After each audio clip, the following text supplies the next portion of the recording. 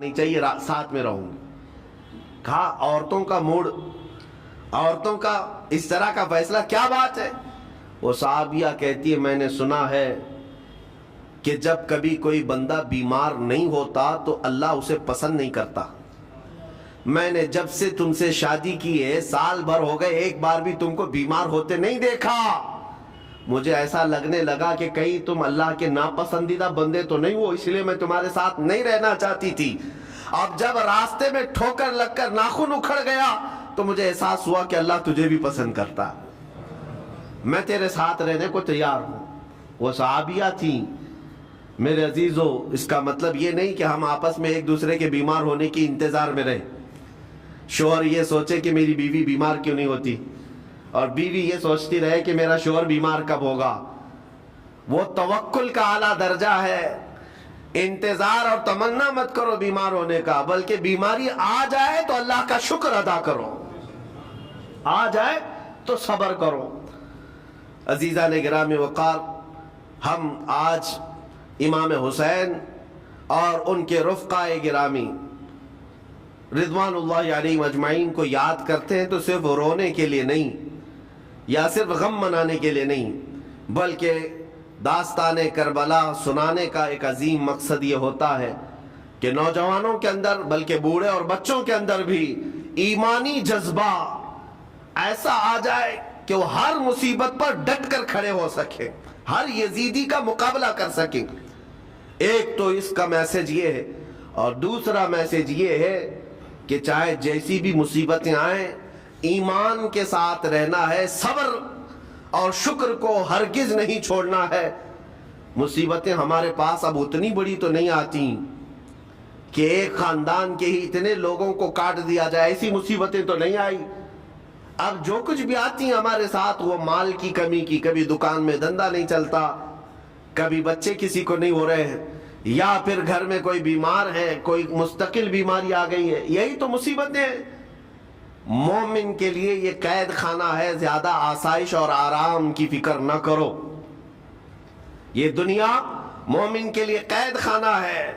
اسی لیے شاعر نے کیا خوب کہا، جب کسی کا انتقال ہوتا ہے، ایک سچے مومن کا انتقال ہوتا ہے، تو لوگ کہتے فلاں مر گیا، فلاں مر گیا، تو ایک شاعر نے بہت اچھے انداز سے کہا ہے کہ کون کہتا ہے کہ مومن مر گیا؟ جو سچا مومن ہے اس کے لیے کہہ رہا ہوں۔ وہ شاعر نے کہا کون کہتا ہے کہ مومن مر گیا، قید سے چھوٹا وہ اپنے گھر گیا۔ حقیقت تو یہ، قید سے چھوٹا وہ اپنے گھر گیا۔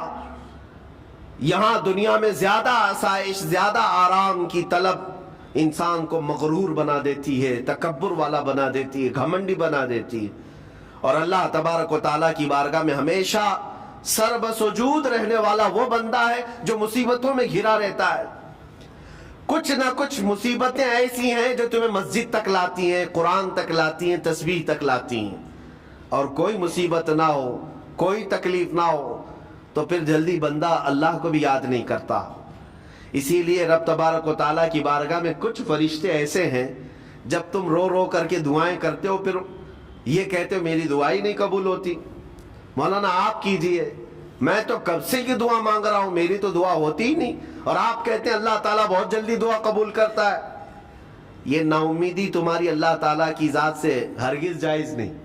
لیکن میں وجہ بھی بتا دیتا ہوں، کچھ فرشتے ایسے ہیں جو تمہاری دعائیں سن سن کر کے اللہ سے کہتے مولا یہ بندہ کتنا مانگ رہا ہے، تو قبول کیوں نہیں کرتا؟ رب تبارک و تعالیٰ یہ جو مانگ رہا ہے اسے دے کیوں نہیں دیتا؟ رب تعالیٰ فرماتا ہے فرشتوں میں بھی سن رہا ہوں اس کے مانگنے کو، اس کی دعاؤں کو، اگر میں ابھی اس کو دے دوں تو وہ مانگنا بند کر دے گا، اور اس کا مانگنا مجھے اچھا لگتا ہے، جب تک وہ مانگتا رہے گا میں اسے پسند کرتا رہوں گا۔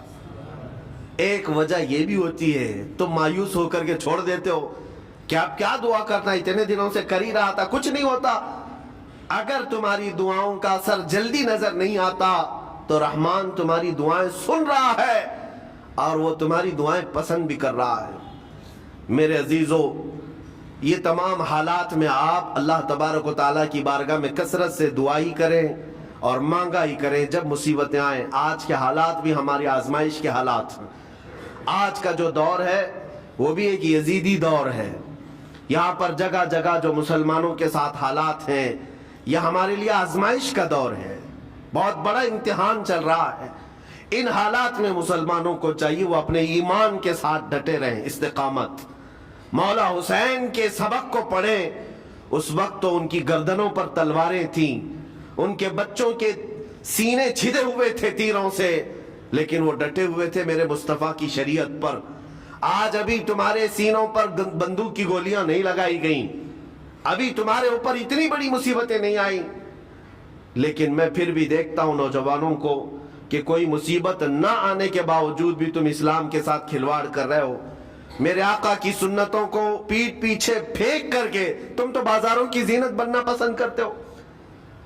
اکثر لوگوں کو ہم نے دیکھا آج مجرے کرنے والوں کی کثرت یہ ہمارے نوجوان بچوں کی ہے. یہ اپنے جسموں کی نمائش کرنا اس کو فیشن سمجھتے نہیں. میرے عزیزوں, امت مصطفیٰ اور وہ بھی امام حسن و امام حسین کے غلام اس مردار دنیا پر کبھی بھی اپنی حکومت نہیں چاہتے. اس مردار دنیا کے وہ کبھی خواہش مند نہیں ہوتے. لیکن جن نوجوانوں کو آج ہم ان خواہشات کی پیروی کرتے ہوئے دیکھ رہے, افسوس ہوتا ہے, افسوس ہوتا ہے. آج کے حالات میں تم بھی سنبھل جاؤ, کیونکہ ایک بہت بڑی جنریشن تمہارے پیچھے ہے اور وہ تمہیں دیکھ کر کے نقل کرے گی. اگر آج تمہارا راستہ بگڑ گیا تو یہ جو چھوٹے بچے ہیں وہ بگڑے ہوئے راستے کو اسلام